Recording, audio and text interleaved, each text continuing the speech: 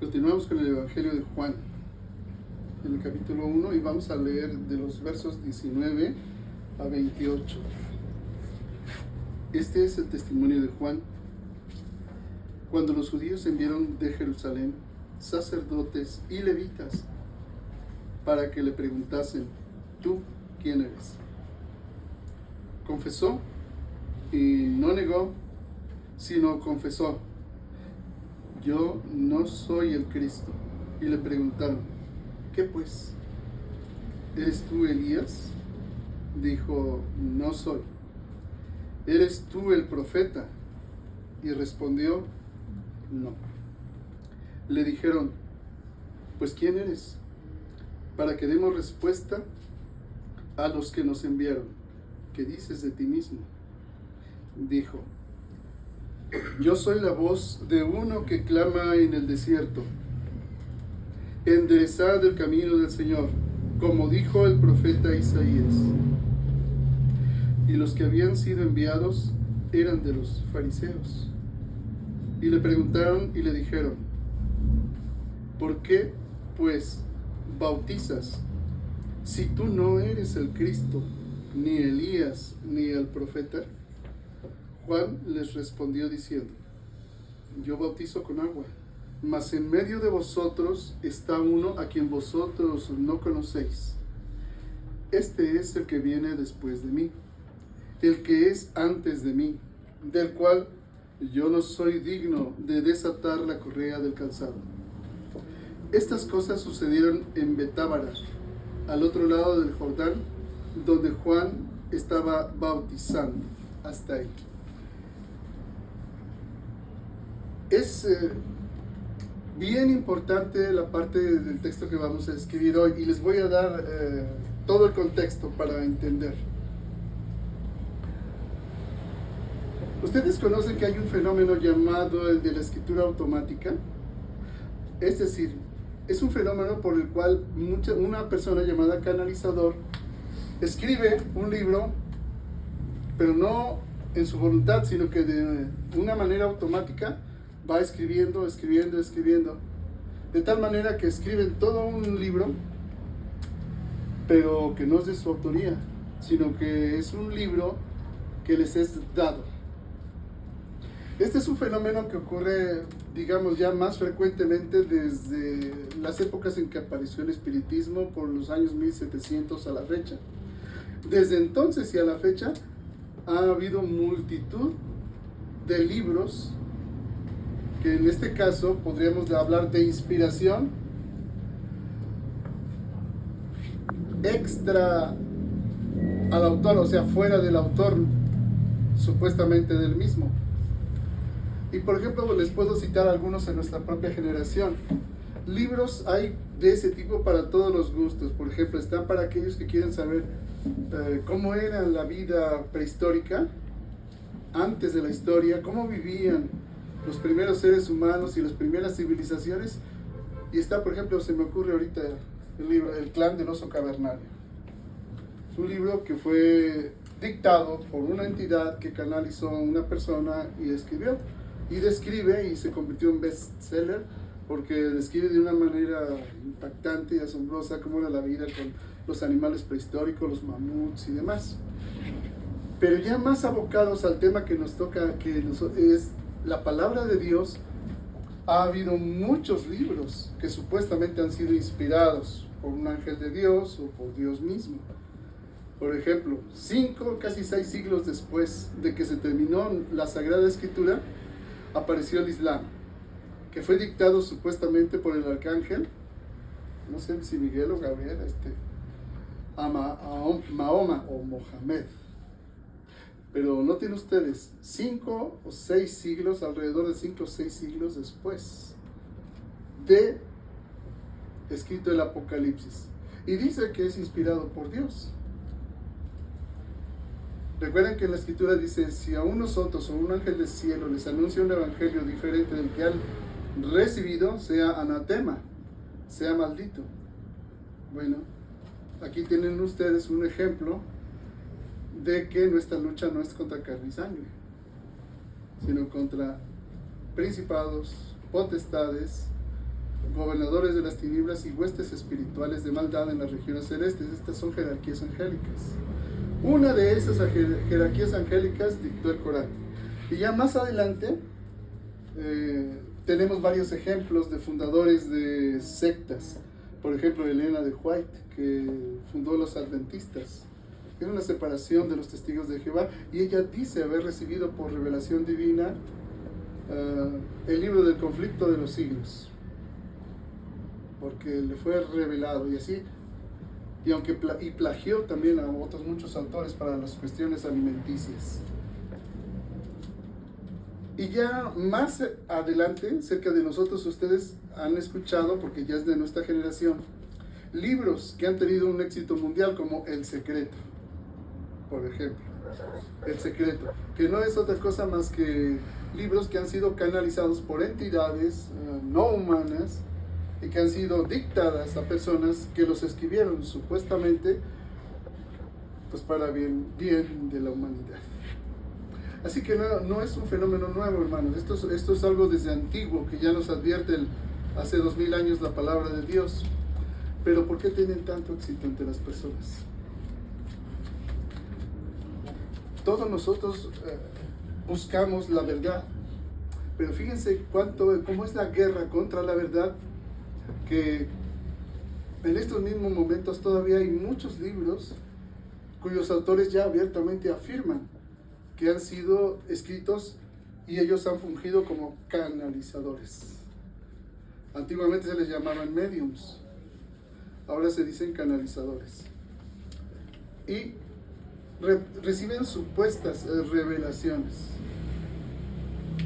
La forma más moderna dentro de las denominaciones cristianas son los movimientos donde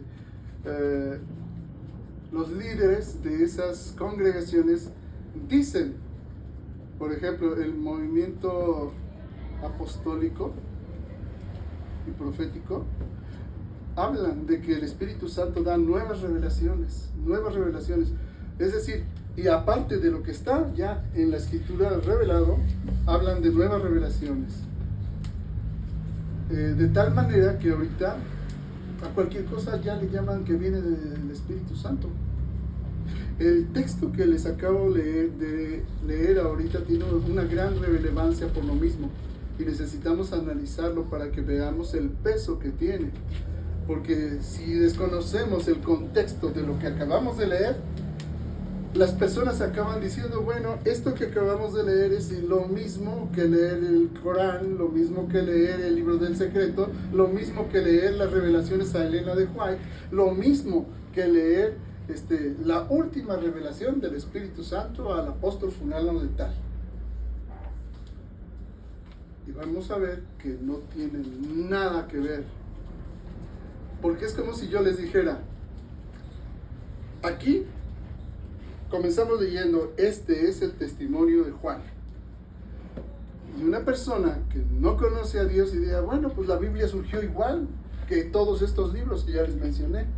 De repente se le ocurre al apóstol y dice, pues este es el testimonio de Juan cuando los judíos enviaron de Jerusalén sacerdotes y levitas para que le preguntasen, ¿tú quién eres? Y así empezó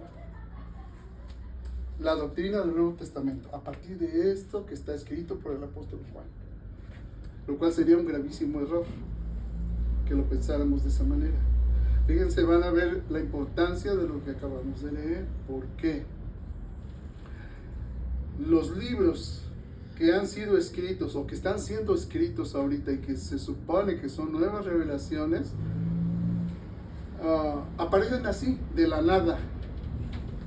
No hay un fundamento anterior, aparecen en la generación en la que el autor lo canalizó y lo dice.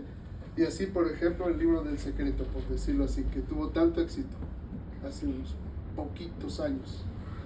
Y los demás libros que siguen apareciendo. De tal manera que todo el mundo dice que la verdad es relativa. Y pueden admitir que haya seres superiores a nosotros, entidades no humanas, pero que finalmente son más sabios que nosotros y nos dicen la verdad. El testimonio que nosotros hemos recibido de Dios es un testimonio que tiene un peso específico muy tremendo. Tal es así que al pueblo del pacto, al pueblo de Israel, se le conoció en todas las culturas, desde las primeras civilizaciones, como el pueblo del libro. Así se les llamó, el pueblo del libro. El libro, la ley, el Antiguo Testamento. Por eso se les conoció como el pueblo del libro. ¿Por qué es importante esto, hermanos? Porque no es que, como lo que acabamos de decir, este es el testimonio de Juan, cuando los judíos enviaron de Jerusalén sacerdotes y levitas para que le preguntasen, ¿tú quién eres? No surgió así nomás, porque sí, y de repente. Viene del pueblo del libro, que desde las primeras civilizaciones trae un testimonio ininterrumpido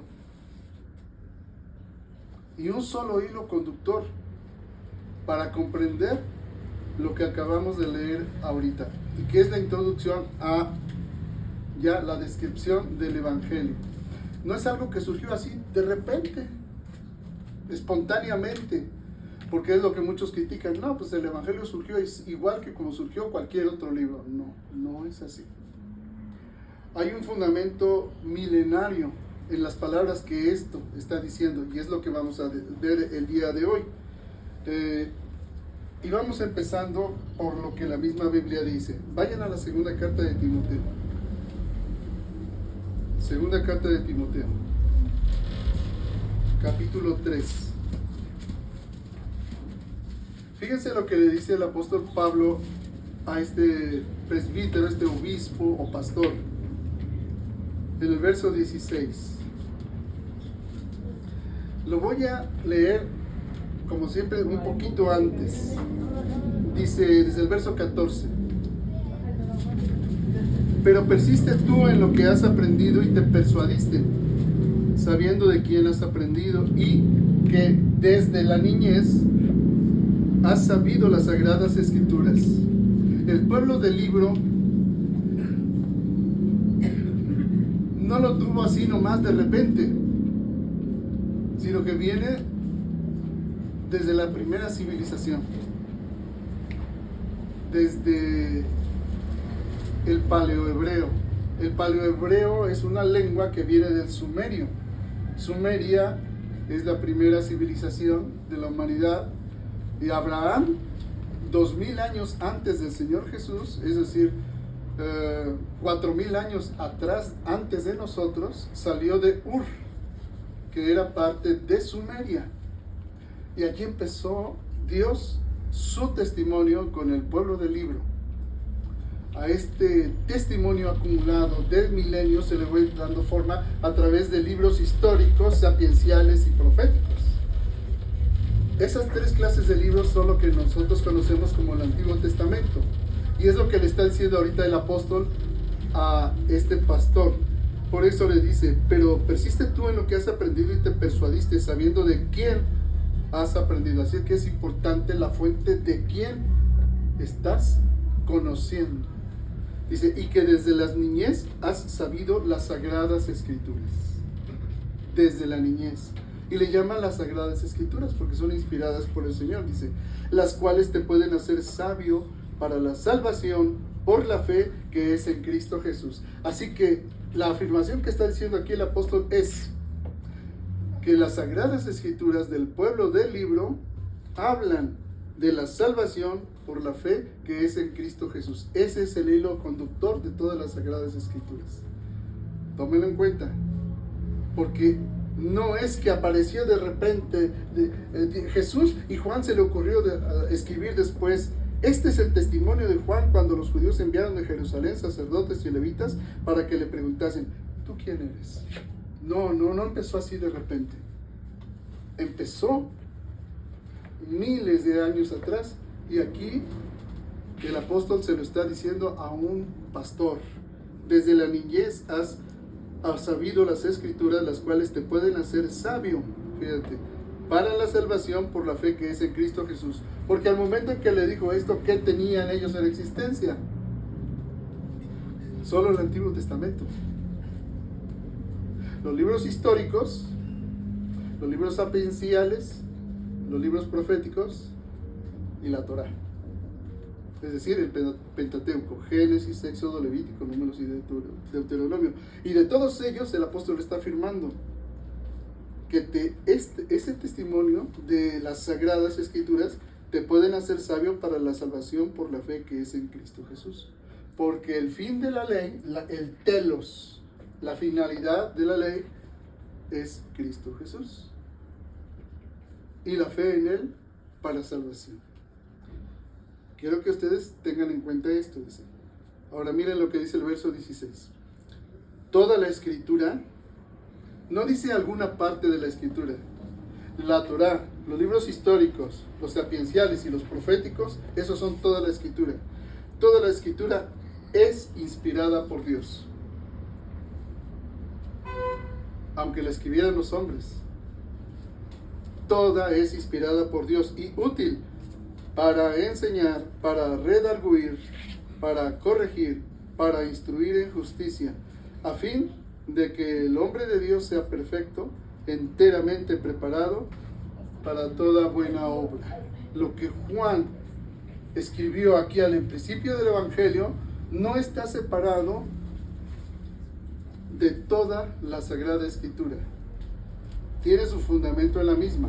Si el apóstol Juan hubiera empezado a escribir su Evangelio a partir de lo que solo a él se le ocurrió, nosotros realmente no tendríamos un fundamento serio para creer lo que creemos. Dios estuvo preparando desde milenios, desde el origen mismo de la civilización,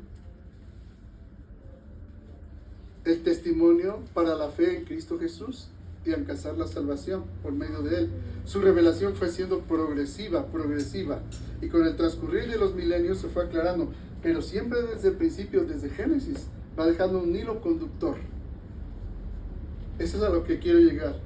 No se le ocurrió a Juan escribir nomás de repente, y esto está separado de todo lo demás. No, hay un testimonio ininterrumpido, continuo, al cual él mismo le llama las Sagradas Escrituras, y que toda es inspirada por Dios.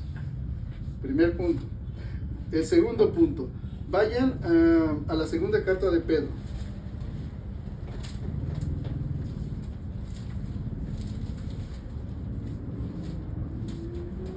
Al capítulo 1.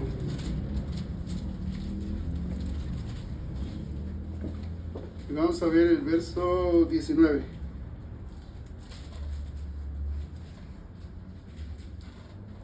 Fíjate lo que afirma el apóstol. Tenemos también la palabra profética más segura. ¿Cuál es esa palabra profética? Las Sagradas Escrituras, el Antiguo Testamento.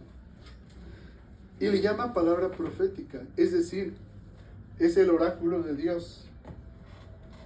La palabra profética más segura, a la cual hacéis bien en estar atentos, como a una antorcha que alumbre en lugar oscuro, hasta que el día esclarezca y el lucero de la mañana salga en vuestros corazones, entendiendo primero esto, que ninguna profecía de la Escritura es de interpretación privada, porque nunca la profecía fue traída por voluntad humana, sino que los santos hombres de Dios hablaron siendo inspirados por el Espíritu Santo.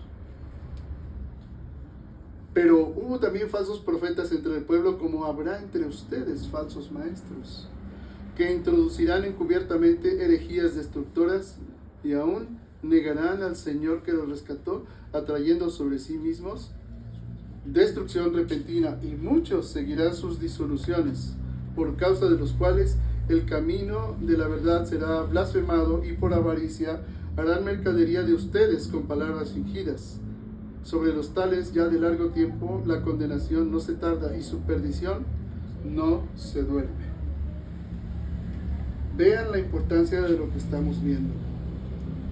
Tenemos así que la palabra profética más segura, dice, a la cual hacen bien en estar atentos, como a una antorcha que alumbra en lugar oscuro. Hermanos, estamos en un mundo caído, y la única luz de este mundo es la palabra profética de Dios. No hay otra. Así que cuando el apóstol Juan está empezando su evangelio y lo está escribiendo, no está escribiendo algo que esté desligado o fuera de lo que Dios ya ha revelado. Tiene que tener su absoluto fundamento en ello, porque si no lo tiene, entonces no sirve para nada lo que él escribió. Viene a ser lo mismo que leer el libro del secreto, o el libro de Mormón, o el libro del conflicto de los siglos de los adventistas, o la Biblia alterada de los testigos de Jehová. ¿Se dan cuenta de lo importante? Y nos advierte por eso que ninguna profecía es de interpretación privada. ¿Qué significa esto? Que nadie se puede arrogar para sí lo que está escrito en ella, porque tiene un solo fundamento y un solo hilo conductor: la salvación por la fe que es en Cristo Jesús, como ya se lo acabo de leer. ¿Se dan cuenta, hermanos? Eso es lo importante.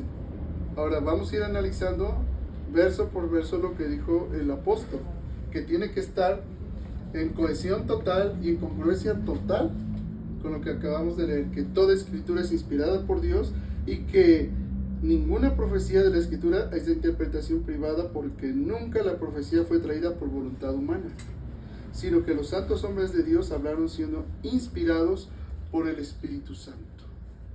Hay más de 60 autores en las Sagradas Escrituras, y está escrita a lo largo de 2000 años. Eso no lo puede hacer la voluntad humana. Que haya un solo tema único, y que sea el hilo conductor de esto, solo lo puede hacer una mente trascendente, y esa mente trascendente es Dios, mediante su Espíritu Santo. ¿Sí? Por eso vayamos viendo la importancia de las palabras del apóstol. Entonces, dice: este es el testimonio de Juan cuando los judíos enviaron de Jerusalén sacerdotes y levitas para que le preguntasen: ¿tú quién eres? Aquí es donde se enlaza toda la escritura. Confesó y no negó, sino confesó: yo no soy el Cristo, yo no soy el Mesías.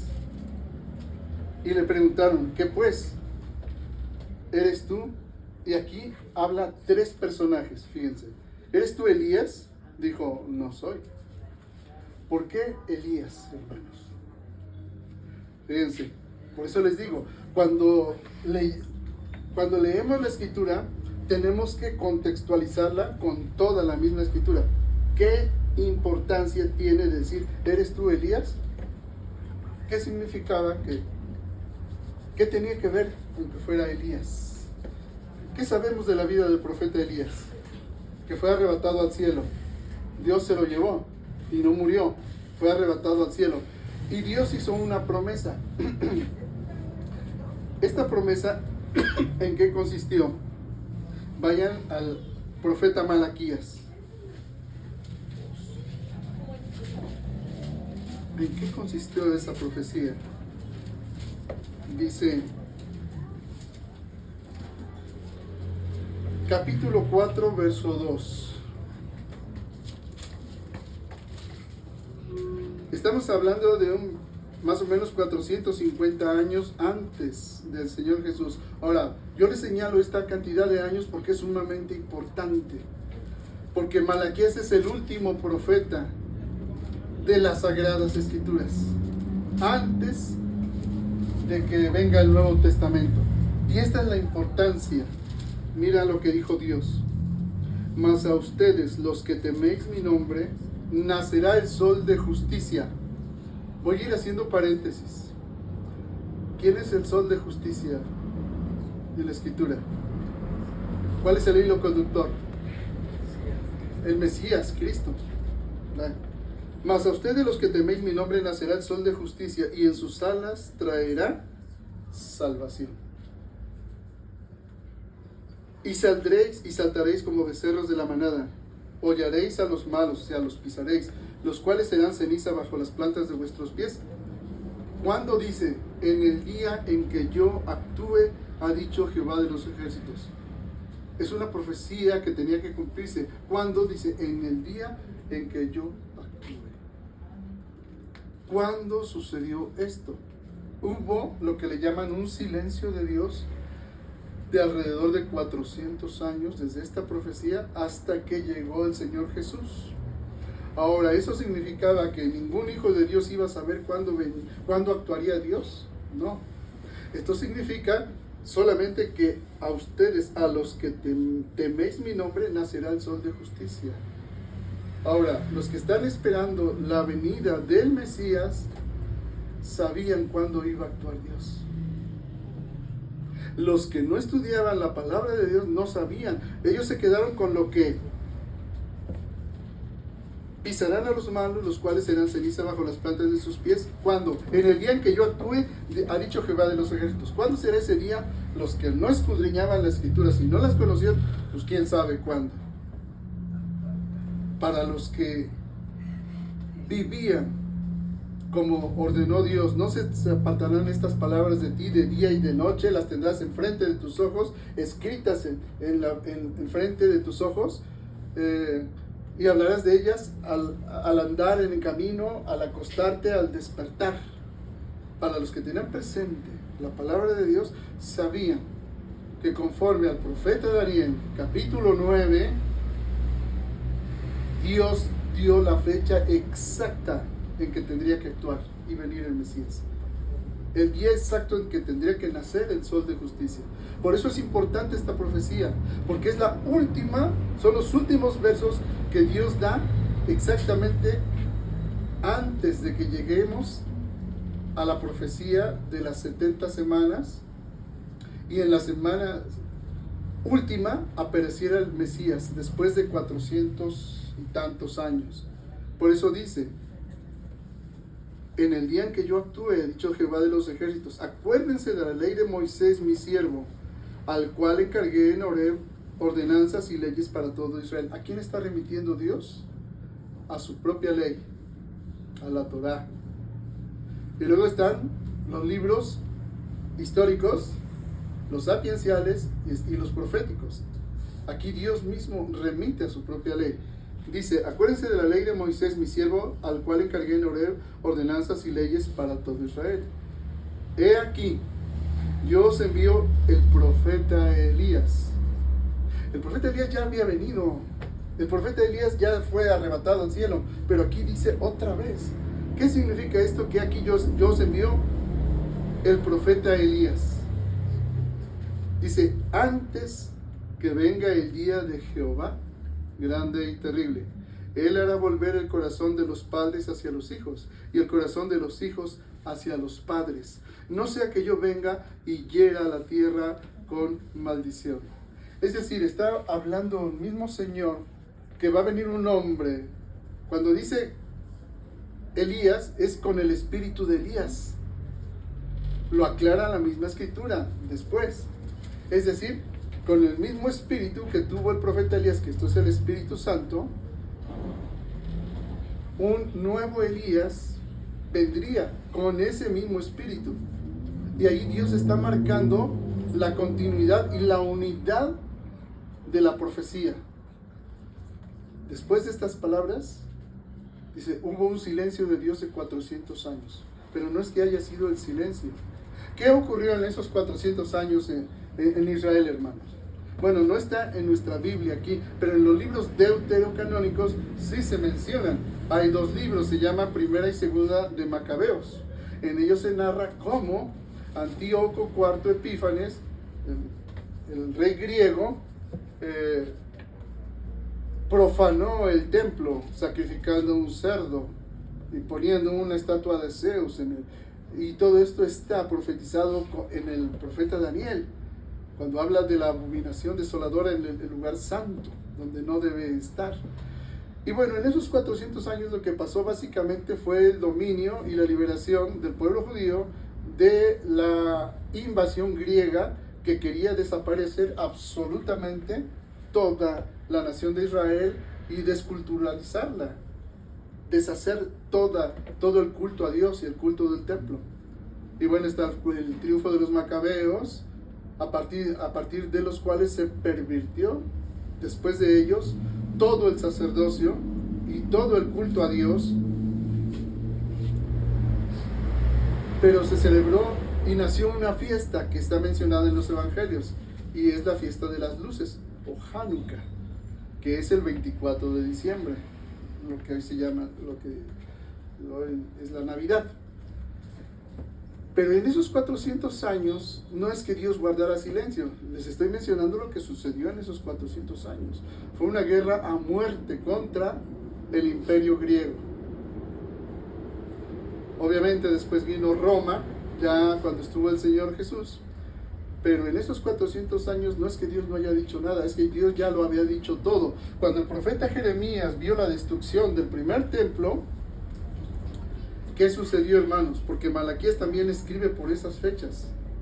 El templo de Dios ya no estaba. ¿Pero por qué no estuvo el templo de Dios? Porque el templo de Salomón, todo alrededor estaba rodeado de idolatría y de demonios.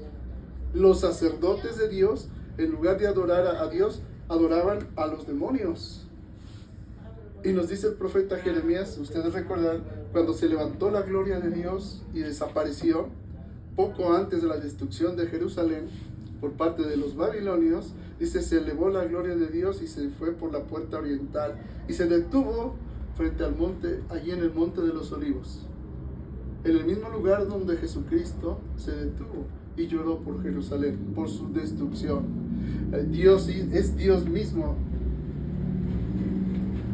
Y desapareció el arca de la alianza, no se le vio más, es un misterio hasta la fecha, no dice la escritura dónde está. Bueno, hay una parte en el Apocalipsis, dice el arca de Dios está en el cielo, pero históricamente hablando, desapareció el arca, porque el templo de Dios fue hecho habitación de demonios, y todo el sacerdocio se pervirtió. Entonces, esos 400 años de aparentemente silencio de Dios, fueron 400 años de perversión. Pero Dios ya había dado la profecía de las 70 semanas de Daniel. Sabían exactamente cuándo tendría que venir el Mesías. Y la profecía de Daniel está ligada exactamente con Génesis. ¿Recuerden? Cuando Jacob bendijo a los 12 patriarcas y dijo, no será quitado el cetro de Judá hasta que venga Silo. Sí, estaba diciéndoles que el día que no hubiese un legislador o un rey en Israel que no fuese de Judá, entonces aparecería el Mesías. Dice, he aquí yo les envío al profeta Elías antes que venga el día de Jehová grande y terrible. Él hará volver el corazón de los padres hacia los hijos y el corazón de los hijos hacia los padres. No sea que yo venga y hiera la tierra con maldición. Lo que estoy tratando de decirles, hermanos, es: la escritura tiene un hilo conductor, desde Génesis mismo hasta el Señor Jesucristo. Y eso es lo que estamos viendo ahorita. Por eso es que cuando le preguntan, regresando al Evangelio, dice, ¿qué pues? ¿Eres tú Elías? No soy. ¿Ya vamos entendiendo mejor? ¿Por qué?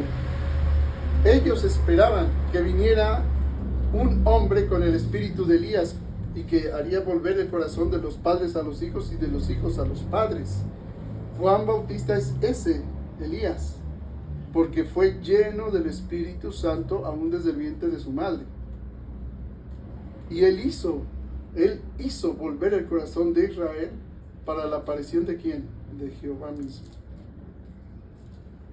¿Van viendo lo que significa la respuesta que dio? ¿Eres tú Elías? Dijo, no soy. Ahora, luego le hacen otra pregunta, ¿eres tú el profeta? Y respondió, no. A ver, vamos entendiendo. Otro profeta, igual que cualquier otro profeta, igual que los profetas mayores y los profetas menores. ¿Ven por qué es importante el contexto? No. Cuando decían, ¿eres tú el profeta? Ellos tenían presente lo que Dios mismo reveló en la Escritura. En Deuteronomio, capítulo 18, vayan ahí rápidamente. Deuteronomio 18.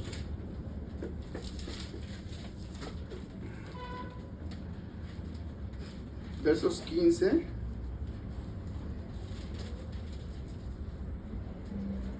Fíjense lo que dijo Dios.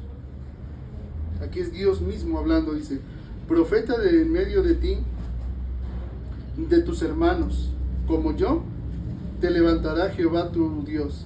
A él oiréis. A él oiréis. Sí, el profeta como Moisés. Para los judíos, ¿quién fue el más grande, por decir así, profeta, libertador? Moisés. Bueno, alguien como Moisés. Tan grande, dice, como Moisés, pero veremos por la revelación de Dios que sería no como Moisés, sino más grande que Moisés.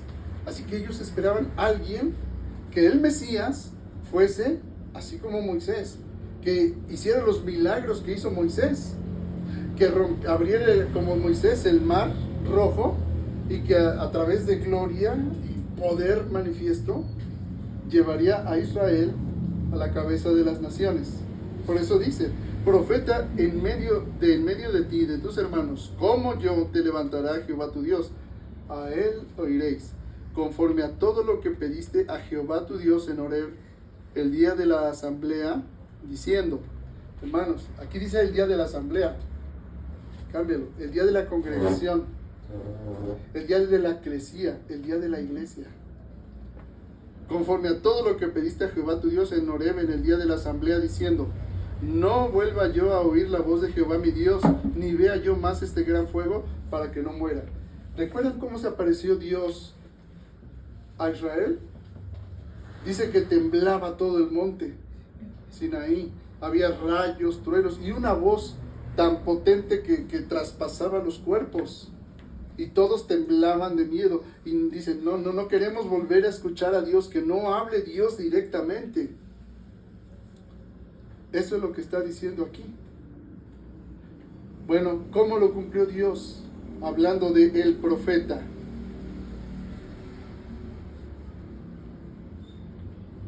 Dice, y Jehová me dijo, han hablado bien en lo que han dicho. Dios directamente hablando, les causaba terror. Profeta les levantaré de en medio de sus hermanos, como tú, y pondré mis palabras en su boca, y él les hablará todo lo que yo le mandare.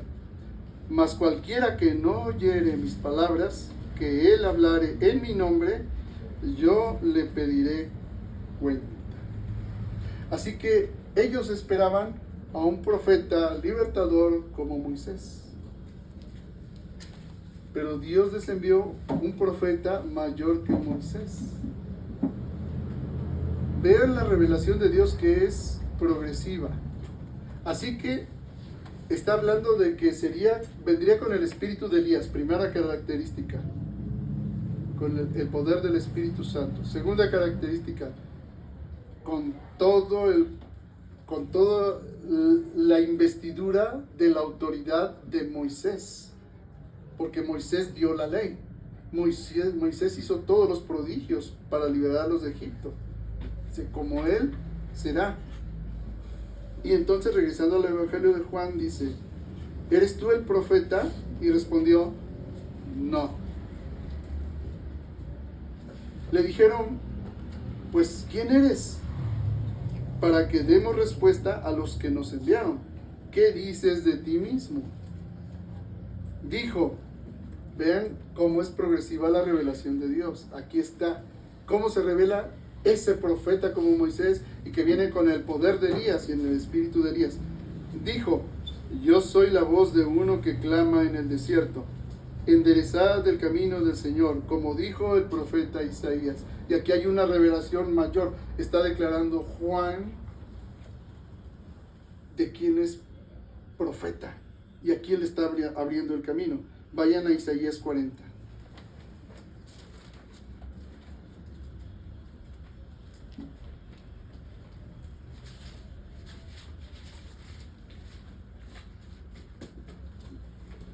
Al verso 3.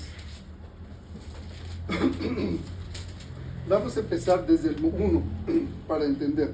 Dice, consolaos, consolaos pueblo mío, dice vuestro Dios. Ahora fíjense la revelación de lo que está diciendo Juan el Bautista a los dirigentes de la nación de Israel: hablad al corazón de Jerusalén, decidle a voces que su tiempo es ya cumplido, que su pecado es perdonado, que doble ha recibido de la mano de Jehová por todos sus pecados. Ahora escuchen bien: voz que clama en el desierto, preparad camino a Jehová. Hagan una pausa. ¿Eres tú Elías? No, pero ya entendimos que acreditaba Elías el poder del Espíritu Santo, tanto que fue arrebatado al cielo vivo.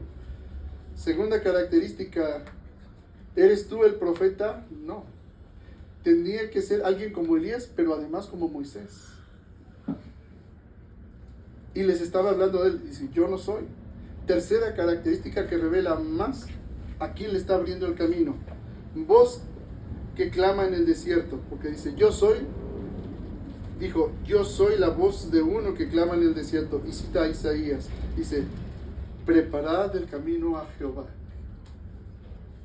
¿A quién está diciendo Juan el Bautista que está preparando el camino? A Jehová. Así que ese profeta que viene, ese Elías, ese profeta es Jehová. ¿Ven la revelación progresiva? Fíjense bien. Dice: yo soy la voz de uno que clama en el desierto, enderezad el camino del Señor, como dijo el profeta Isaías. Te vas a Isaías y dice: voz del que clama en el desierto, preparad el camino a Jehová. No está diciendo preparar el camino a Elías, preparar el camino al profeta. ¿A quién prepara el camino? A Jehová. Fíjense bien, es importante esto, porque de esto depende todo, todo. Enderezad calzada en la soledad. ¿A quién? A nuestro Dios. ¿Quién viene? Dios. Por eso Él dijo, bueno, no me adelanto. Dice: enderezad calzada en la soledad. ¿A quién? A nuestro Dios. Vayan al profeta Zacarías, capítulo 11.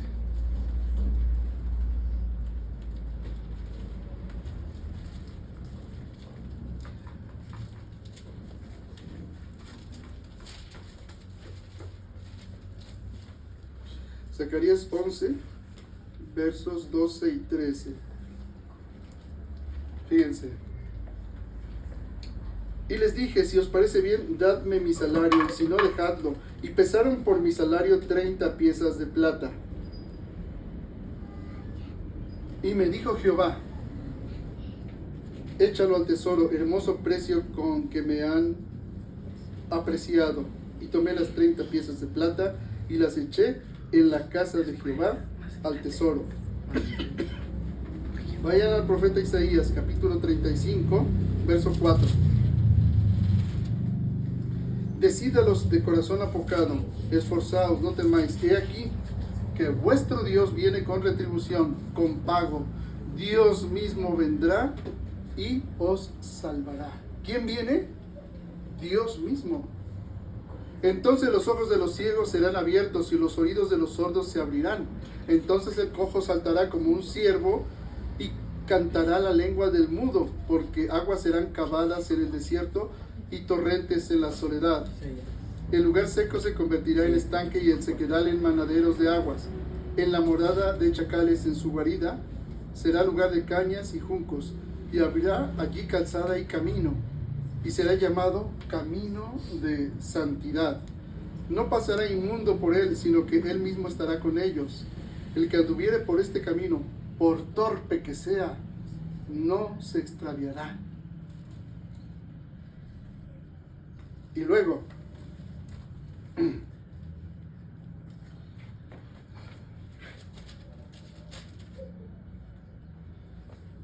vayan a la primera de Juan, capítulo 5, verso 20.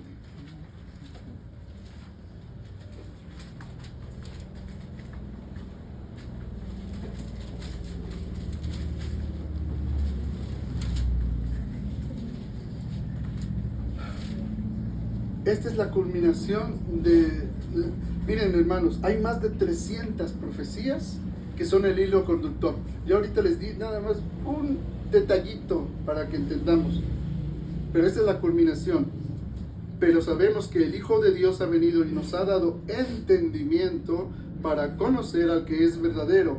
Y estamos en el verdadero, en su Hijo Jesucristo. Este es el verdadero Dios y la vida eterna. ¿Qué está respondiendo Juan el Bautista? Dijo: yo soy la voz de uno que clama en el desierto, enderezad el camino. ¿A quién? A Jehová. ¿Quién viene? ¿Con el poder de Elías? ¿Quién viene como el profeta anunciado, así como Moisés? El mismo Jehová, en la persona de Jesucristo, que es el Hijo de Dios. Verso 24. Y los que habían sido enviados eran de los fariseos y le preguntaron y le dijeron: ¿por qué pues bautizas si tú no eres el Cristo, ni Elías, ni el profeta? Se dan cuenta cómo ellos tenían la idea de que eran tres personajes, pero no son tres personajes, es uno, y es Jehová, Jehová mismo. Juan le respondió diciendo: yo bautizo con agua, mas en medio de ustedes hay uno a quien ustedes no conocen. Está afirmando que hay un hombre en medio de ellos. Esto es importante, hermanos, porque está diciendo, ya les respondí bíblicamente quién no soy y quién es el que viene, del cual yo no soy digno. Dice: este es el que viene después de mí, el que es antes de mí, del cual yo no soy digno de desatar la correa del calzado. ¿Por qué? Porque es Jehová y viene en forma de hombre. Porque el pueblo dijo: no escuchemos más a Dios, no sea que muramos. Y dijo: les levantaré profeta como tú en medio de ellos. Bien han dicho. Entonces ya no van a tener miedo de escuchar a ese profeta, que es más que profeta, porque es Jehová mismo. Y por eso les dice: en medio de ustedes está uno a quien ustedes no conocen. Este es el que viene después de mí, el que es antes de mí, del cual yo no soy digno de desatar la correa del calzado, porque es Jehová. Estas cosas sucedieron en Betábara, o casa del vado, dice, al otro lado del Jordán, donde Juan estaba bautizando. Ahora, ¿por qué bautizaba Juan? Él estaba haciendo la labor de hacer volver el corazón de los hijos a los padres y de los padres a los hijos, y dejar para Dios un pueblo bien dispuesto. Y todo Jerusalén creyó en él. Nos dice la misma escritura, los mismos testimonios, aún extrabíblicos, nos hablan de que Juan era un hombre bueno, virtuoso, y la Biblia nos dice que todos lo tenían por profeta. Cuando el Señor Jesús preguntó a los fariseos, ¿el bautismo de Juan era de los hombres o del cielo? ¿Qué dijeron los fariseos? Si decimos que de los hombres, tenían miedo porque los podían matar, pero dice, todos creían en Juan como profeta, en Juan Bautista. Y si decimos del cielo, nos va a decir, ¿por qué no le creyeron? ¿Se dan cuenta? Así que la labor de Juan el Bautista fue preparar el camino a Dios, a Jehová, a Yahvé, a Jehová. Ese fue el precursor, y su bautismo es un bautismo de arrepentimiento. Pero él dijo algo muy importante. Dice, el día siguiente vio Juan a Jesús que venía a él y dijo, he aquí el Cordero de Dios que quita el pecado del mundo. Y esto tiene que ver otra vez hasta Génesis. ¿Recuerdan que Isaac es figura de Jesús? Y que Dios pidió que fuese sacrificado. Cuando Isaac le preguntó a su padre Abraham, ¿dónde está el cordero para el sacrificio? ¿Qué le dijo a Abraham? Dios se proveerá de cordero. Y estaba hablando proféticamente. Porque lo que encontró Abraham no fue un cordero para el sacrificio, fue un carnero. ¿Y qué dice Juan aquí? He aquí el Cordero de Dios que quita el pecado del mundo, indicando de qué muerte iba a morir, porque el sacrificio de los corderos estaba estipulado en la ley. Pero aquí habla de que este profeta, con el espíritu de Elías y como Moisés, es el Cordero de Dios que quita el pecado del mundo. Y luego da la afirmación tremenda: este es aquel de quien yo dije, después de mí viene un varón, el cual es antes de mí, porque era primero que yo. Está hablando un lenguaje espiritual, hermanos. Y yo no le conocía, mas para que fuese manifestado a Israel, por esto vine yo bautizando con agua. También dio Juan testimonio diciendo: vi al Espíritu que descendía del cielo. Este es el Espíritu Santo. Vi al Espíritu que descendía del cielo como paloma. No dice que era una paloma, es como paloma, que no es lo mismo. Como paloma. Y permaneció sobre él. Y yo no le conocía, pero el que me envió a bautizar con agua, aquel me dijo: sobre quien veas descender el Espíritu y que permanece sobre él, ese es el que bautiza con el Espíritu Santo. El Cordero de Dios que quita el pecado del mundo es el que bautiza con el Espíritu Santo. Juan el Bautista lo hizo en agua para arrepentimiento, pero el bautismo que vino a traer el Cordero que quita el pecado del mundo, bautiza con el Espíritu Santo. Fíjense qué declaración tan tremenda es lo que está diciendo aquí. Así que el inicio del Evangelio de Juan no es algo que, pues ya pasaron estas cosas, ya Jesús resucitó, ahora se me ocurre empezar a escribir lo que pasó. No, está absolutamente ligado por un testimonio de 2000 años antes del Señor Jesús. Desde el mismo origen de la civilización en Sumeria, con el testimonio de Abraham saliendo, pasando luego 1000 años hasta Moisés, 1500 años a Moisés, luego 1000 años con David, y luego con la destrucción del templo, poco más de 500 años antes, un silencio de 400 años, y finalmente aquí se está manifestando la gloria postrera de Dios, que es mayor que la primera, donde no Dios se manifiesta directamente en forma de truenos, nubes y relámpagos y una voz que traspasa aún el cuerpo, porque decían: tememos, no nos hable Dios. ¿Y qué hizo Dios? Pues les voy a hablar, pero ahora en un velo de carne. Y la gloria postrera de esta casa será mayor que la primera. La gloria de Dios que se levantó y se fue hacia el monte de los olivos antes de la destrucción del templo de Salomón, y que después quedó en una corrupción cada vez mayor del sacerdocio, al punto que cuando estaba el Señor Jesús había 2 sumos sacerdotes y un sacerdocio corrompido que manipulaba una familia y que ponía el imperio romano. Cuando llegó la plenitud de esos tiempos, dice, envió Dios a su Hijo, nacido de una mujer, nacido bajo la ley, para rescatar a los que estaban bajo la ley.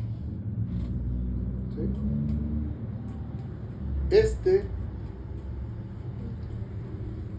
Ese es el que bautiza con el Espíritu Santo. Y yo le vi y he dado testimonio de que este es el Hijo de Dios. Fíjense qué afirmación.